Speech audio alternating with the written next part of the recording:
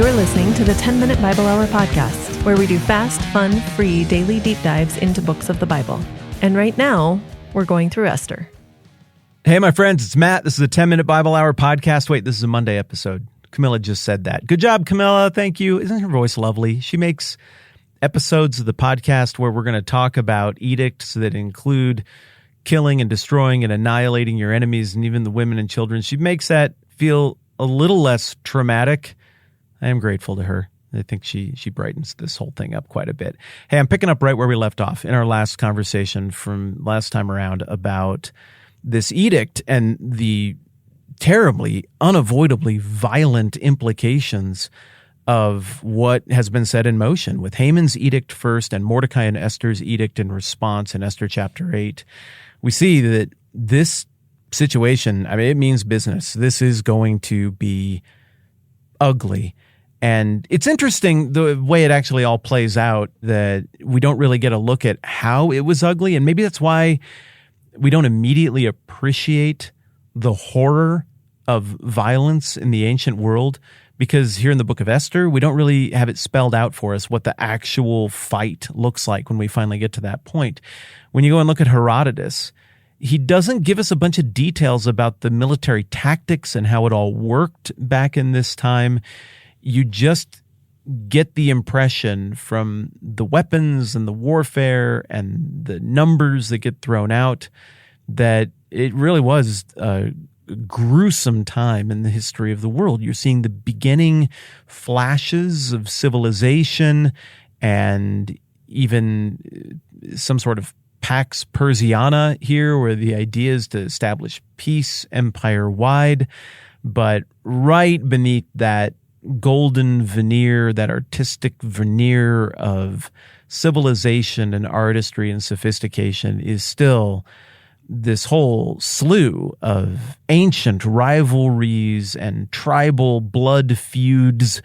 And we're just looking at one of them here in the book of Esther when we look at the conflict between the Agagites or the Amalekites, of whom Haman is one, and the Jewish people from whom Mordecai and Esther hail. These things existed all over the empire. This is just the big one, the story that makes its way down to us. I'm sure it was exemplary of a whole bunch of other tensions that existed as well. So we got this edict that goes out from Mordecai and Esther. It effectively reverses all of the circumstances of the edict of Xerxes from before, but it looks like Mordecai and Esther are treating this as an opportunity to settle a score that should have been settled a long time ago, and that cannot just be kicked down the road forever. It's going to have to be settled. There's a certain people group within the ancient world who wants the Jews gone, eradicated. They will not be happy until they are all gone. 10 of the 12 tribes are already gone. That probably feels like a win to a whole bunch of people in this crowd. But the fact that 2 of those 12 tribes from the kingdom of Judah, which was conquered in 586 by the predecessor to the Persians, that being the Babylonians under Nebuchadnezzar. The fact that 2 of those 12 tribes persist is a fly in their ointment. It is their turd in the punch bowl, and they are not going to be happy until all the Jews are gone. And so you got to appreciate that in the background of reading this text, and you also got to appreciate when this is happening. Look, the deal is Esther and Mordecai seem to realize that the enemies of the Jews are about to reveal themselves. Almost providentially, God, even through the evil intent of Haman, has ordained, through stuff that maybe looks like circumstance or even fate with the casting of the poor, has ordained that on this day, the enemies of the Jews are going to reveal themselves. And now things have pivoted in such a way that the Jews are not to stand there and helplessly take it, but they're to go and fight back. And it kind of looks like the instruction is that defense is to flip to offense. Well, what about the language here that says that they are to destroy, kill, and annihilate any armed force of any nationality or province that might attack them and their women and children, and to plunder the property of their enemies? Now, as it actually turns out, they don't end up plundering the property of their enemies, as I recall, But the edict goes on to say, the day appointed for the Jews to do this in all the provinces of King Xerxes was the 13th day of the 12th month, the month of Adar. And then the copy of the letter gets sent out. Told you last time around, there are some people who try to put lipstick on this edict a little bit and reimagine it in terms of modern moral sensibilities and how we think about warfare. I disagree with them. I think the edict is exactly what it looks like the edict is. And part of the reason for that is the ongoing saga of the Amalekites, who are the historical epitome of the people who want to destroy the Jews. There's specific language from God delivered through Moses saying, make a mental note of what happened here. Write this down on a scroll as something that shall be remembered, and make sure that Joshua, that's going to be Moses' successor, hears it as well, because I will completely blot out the memory of Amalek from under heaven. So then Moses built an altar and called it, the Lord is my banner. And he said, for hands were lifted up to the throne of God, to the throne of the Lord will be at war against the Amalekites from generation to generation. This isn't a little thing. This is a loose hanging, a free flying thread from the history of the Bible that is not yet resolved. That stuff that I just read you is from Exodus, but then again in Deuteronomy 25, it's reemphasized. Remember what the Amalekites did to you along the way when you came out of Egypt, when you were weary and worn out. They met you on your journey to cut off all who were lagging behind. They had no fear of God. When the Lord your God gives you rest from the enemies around you in the land he's giving you to possess as an inheritance, you shall blot out the memory of Amalek from under heaven. Do not forget. Look, it says what it says. There's an ancient blood feud that the Jews did not start with this cousin people group. Rather, when the time came and the opportunity was there, they revealed who they were.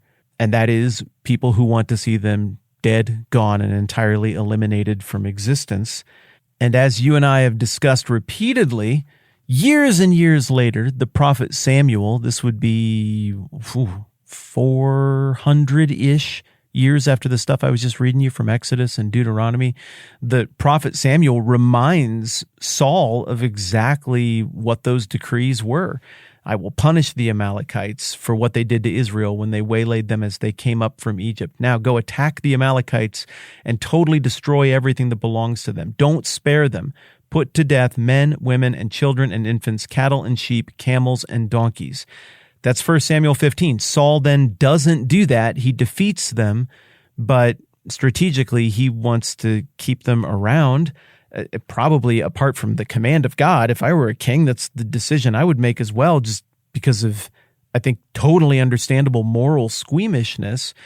But here, the difference is the story holds it out as there being an obvious God manifesting obvious power and triumphing over the pitiful efforts of false gods and false religions who have no power and are not present. And this God who appointed Saul said, this is what needs to happen. This has to be settled. Implicitly, if you look at the bigger text, the message is there are people who want to eliminate every single Hebrew person, every single Jewish person, but the redemptive plan runs through the Jews.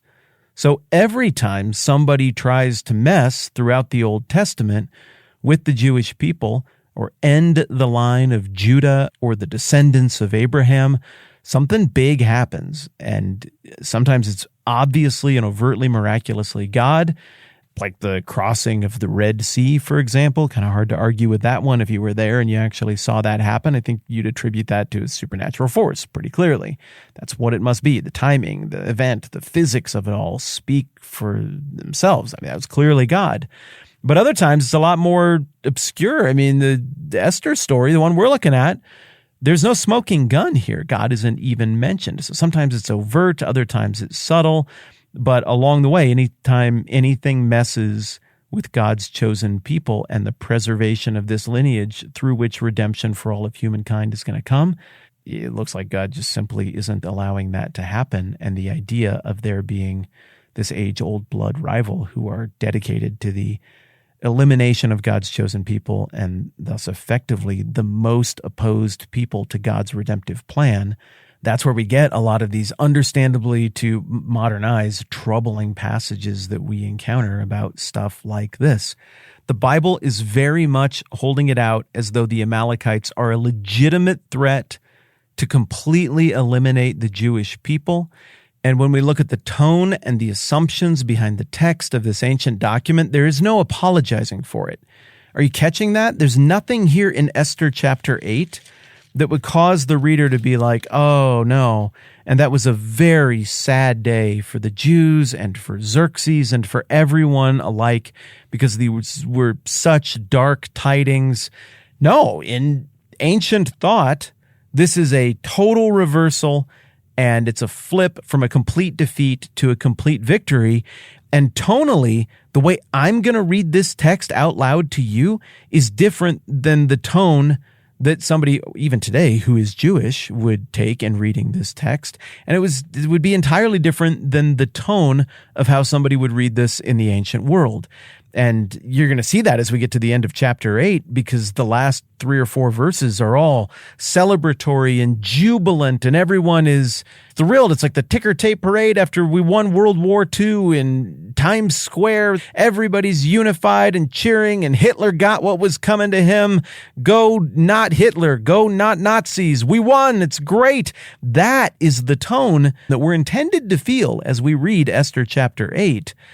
And so we just have to take that for what it is. The original audience was not flinching here and thinking, oh, well, both sides, this is kind of tricky. They should have looked for a ceasefire or considered what a proportionate response to the pursuit of their eradication would have looked like. No, instead, everybody's like, hey, we're going to win.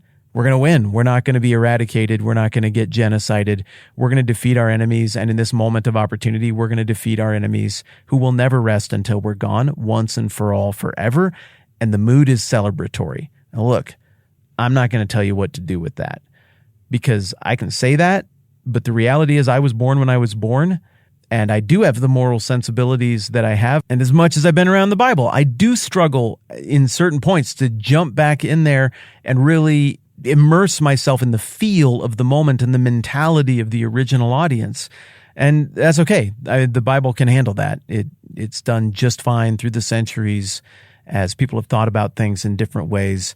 I don't think God or the text is threatened by me looking at this through modern eyes and really having to wrestle with it to make sense of how I'm supposed to feel or what's going on. But the text itself is not ambiguous at all. This is a huge win.